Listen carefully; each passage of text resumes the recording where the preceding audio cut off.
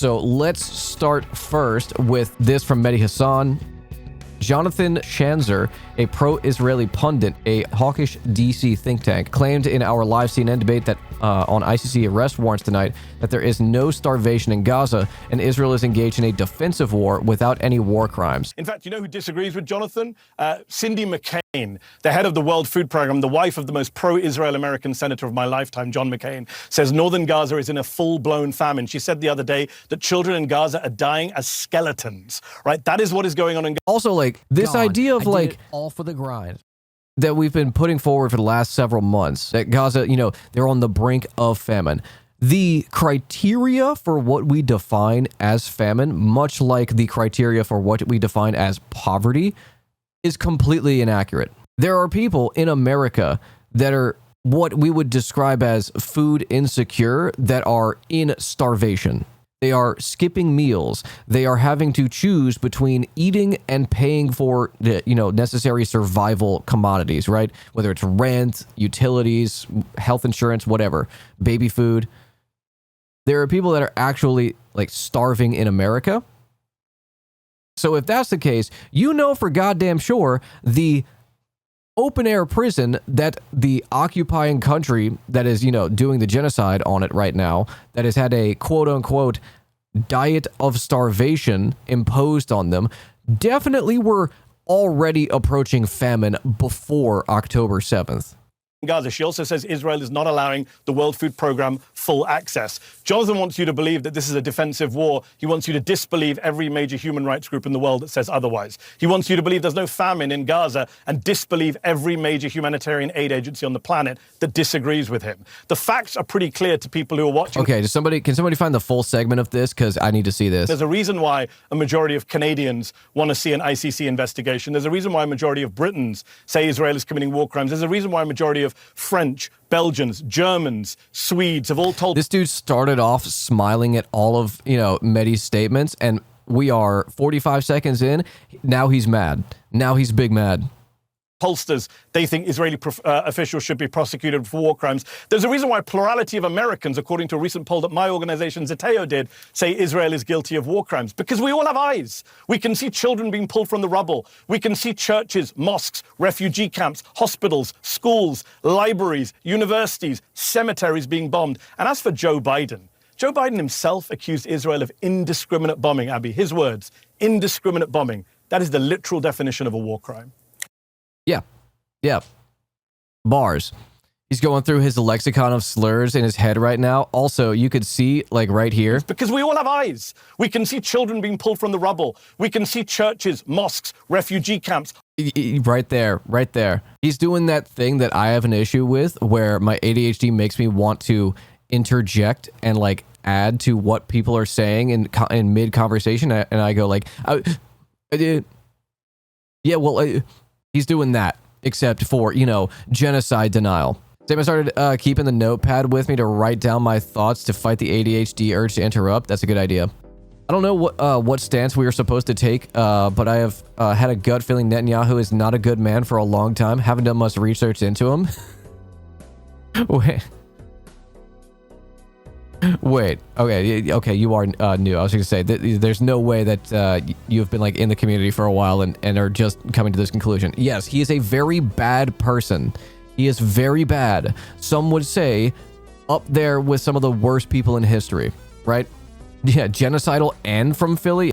Matt Miller, my favorite, just kidding, State Department spokesperson, gets into a argument with...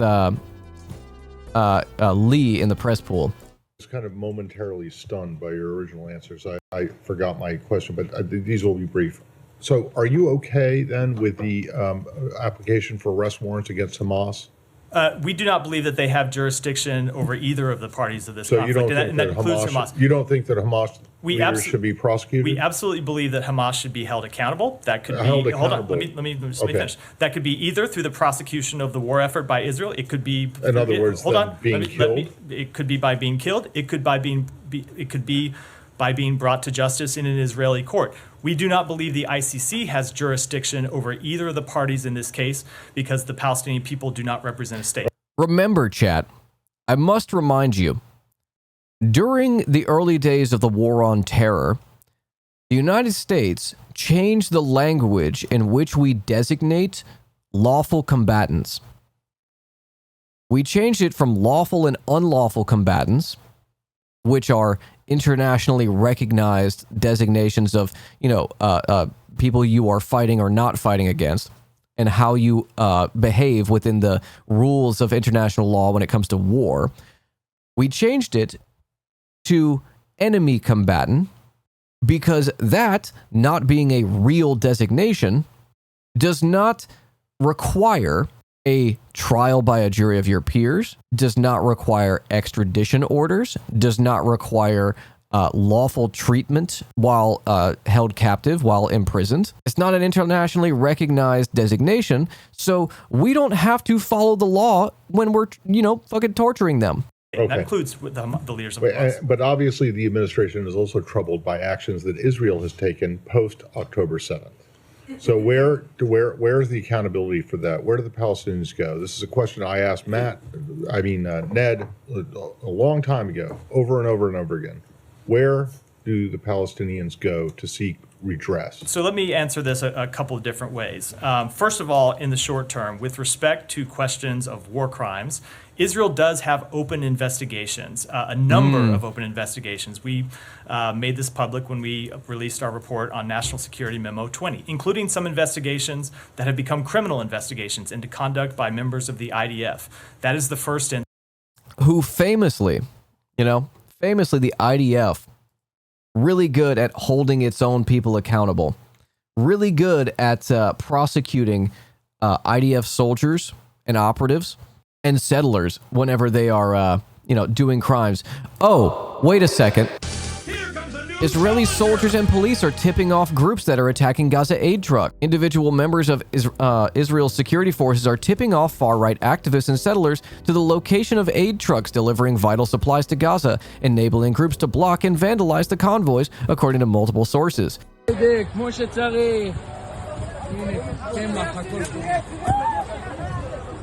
Sick shit, man. Sick.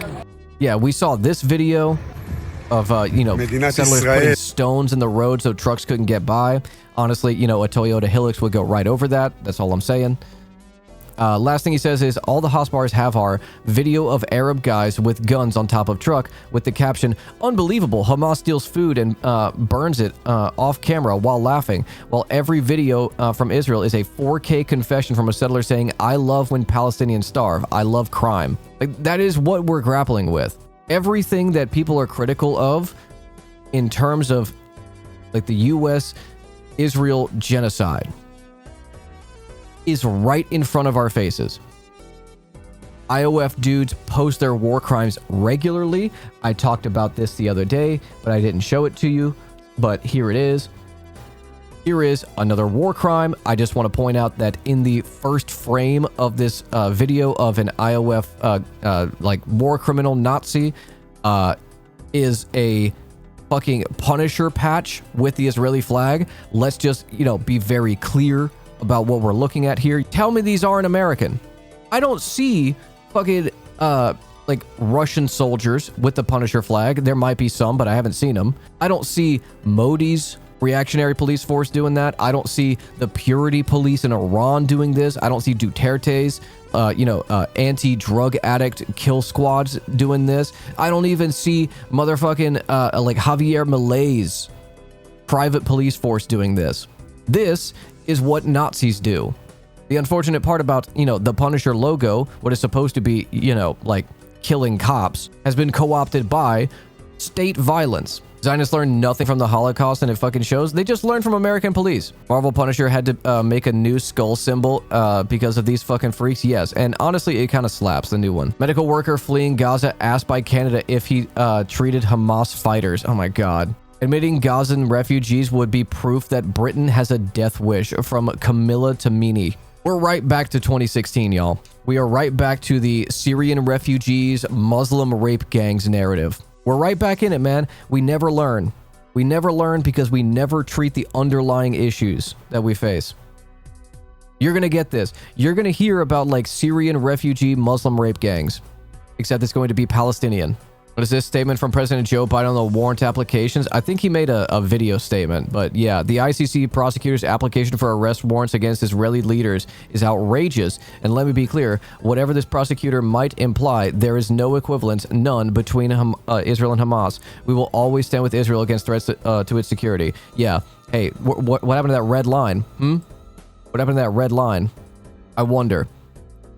It's true, though. There is no equivalence, none, between Israel and Hamas. There isn't, because Israel is worse. There is no equivocation. Israel is just worse. There is no reality that exists where you can say that Hamas has the capacity, the desire, the means, or the plans to do anything near what Israel is doing now and has done historically. None.